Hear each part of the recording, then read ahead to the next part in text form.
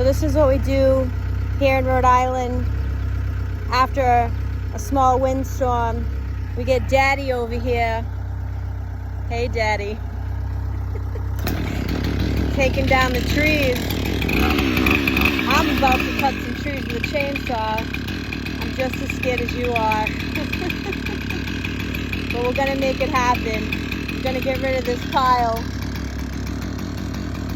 of crap. See how it goes.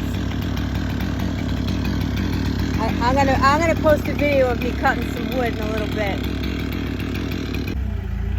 I tried to get Daddy to take a video of me running the chainsaw, but he doesn't know how to use cameras and phones.